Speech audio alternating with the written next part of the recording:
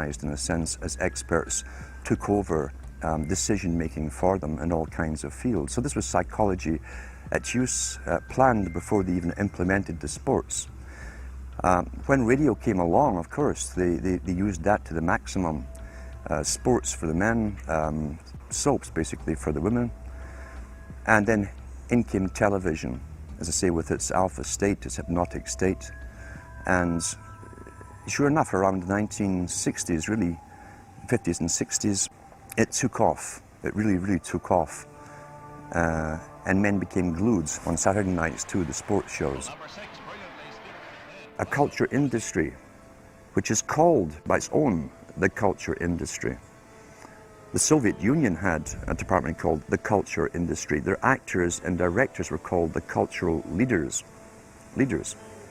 because they would, like a computer, people are like computers, all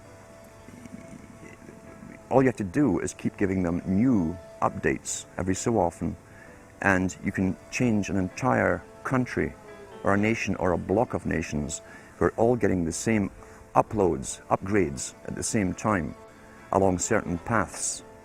Today we call it political correctness. Most people want to belong to their peer group. They want to be the same as everyone else when it comes to opinions. In fact, they judge their own personal sanity by bouncing ideas off their neighbors and friends who will answer back and agree on these same topics in kind.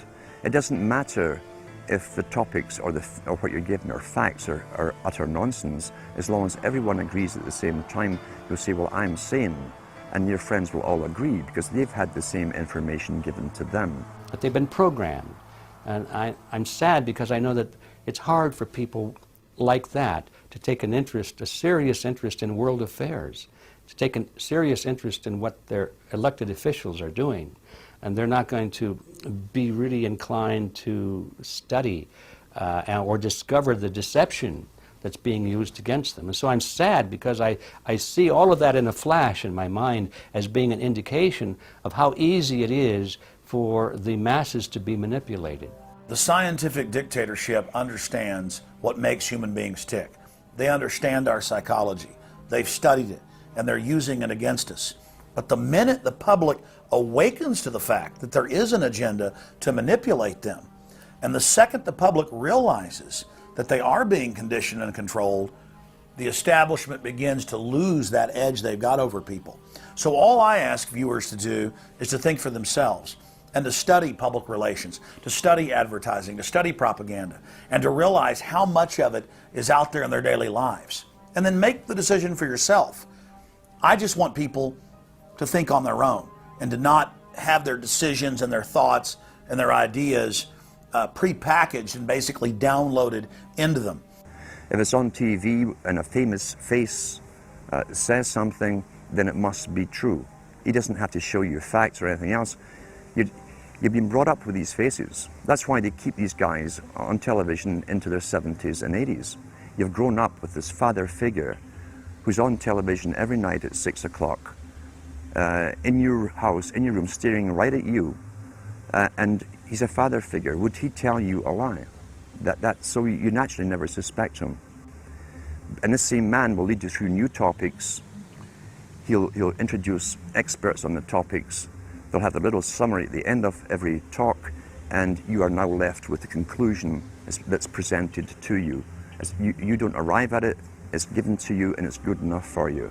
When I was growing up, people were talking on their front porches, neighbors were playing baseball, there were nightly barbecues.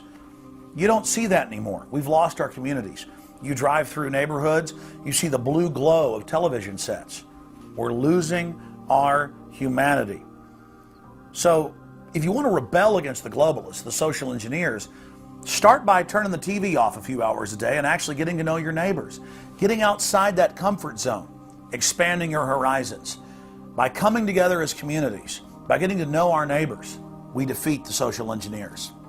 We're programmed today perfectly, just like machines. This is the best day of my life! We tie this in with the Brzezinski. Brzezinski said in 2 ages. Now this guy was way up with the NSA. He's a master geopolitician. He admits he works in 20, 50-year periods to do with geopolitics in other countries. But he said himself, the public will shortly be unable to think or reason for themselves. He was meaning by the form of information that was given to them, the type, the formulas that were in use then in the 1970s. He says, eventually they'll be unable to think or reason for themselves. And eventually, he said, they will expect the media to do all their thinking and reasoning for them. Well, that's happened today. That's why people today can't think outside of the programming from television. Zbigniew Brzezinski, Obama's main foreign policy advisor, talks about how a cult of personality can be artificially manufactured to influence the masses. In the first months of my administration, to pull our economy... Oh, goodness. Sorry about that, guys. To pull our economy back from the brink, including the largest and most sweeping economic recovery plan in our nation's history. We're gullible, but we're also willingly gullible. We want a human being, a big daddy, to come along and make everything right for us. And as long as we believe that, we'll always basically get shafted. In addition to John, sorry, I just noticed that I jumped the gun here. Go ahead and move it up. I'd already introduced all you guys. It's the presidential reality show. But when it became an Oprah production, it became slick. You don't have a president, you have an actor. They say that politics is show business for ugly people. You got it. What am I going to tell the president when I tell him his teleprompter is broken? What will he do then? It's Obama's role to front for the international banking syndicate and to take all the heat for their unpopular agenda. It's his job to convince the American people that the buck actually stops at the White House. In Brzezinski's book, Between Two Ages, is that eventually we shall put presidents in who will have personality cults.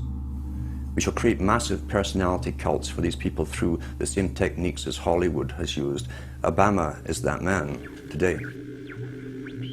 The globalists, who know that Obama is going to promote their plan, want to make him such a superhero that nobody will question what he's doing. They'll be so preoccupied with who he is, or where he is, or what he's saying, or what he's wearing, or something like that. The idea of making him into a celebrity is very valuable because that way people are less inclined to ask, what is he doing? So that's very useful to these people. Similar plans of social control have been continuously carried out by operatives of the Ford Foundation, who Obama has worked for over the last 30 years. Many of the strategies used to control populations were originally developed by Edward Bernays, who coined the phrase public relations. Bernays said that if you manufacture an authoritative figure who repeats the same messages over and over, that this will appeal to the masses' subconscious desires. Yes, we can.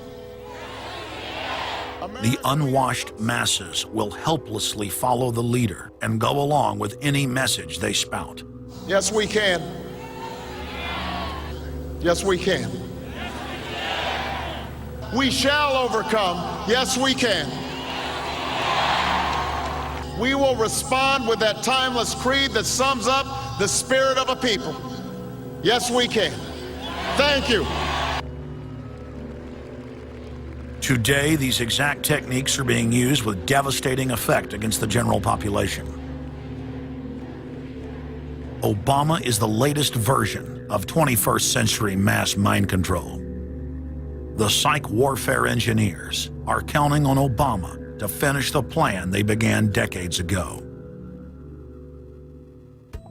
Beyond their plans to devastate the economy for global consolidation, a new international framework of draconian law is being constructed to establish a system of neo-feudalistic serfdom. Remember, it was Bill Clinton who gave us NAFTA. And it was Al Gore, the hero of the environmental movement, who was the hatchet man for the Clinton administration to cram NAFTA down the throats of a reluctant Congress. Now, this is a good deal for our country, Larry, and let me explain why. Al Gore, who carried the ball for NAFTA and GATT, is now one of the top standard bearers for the elite's agenda. I didn't interrupt you. Okay, no,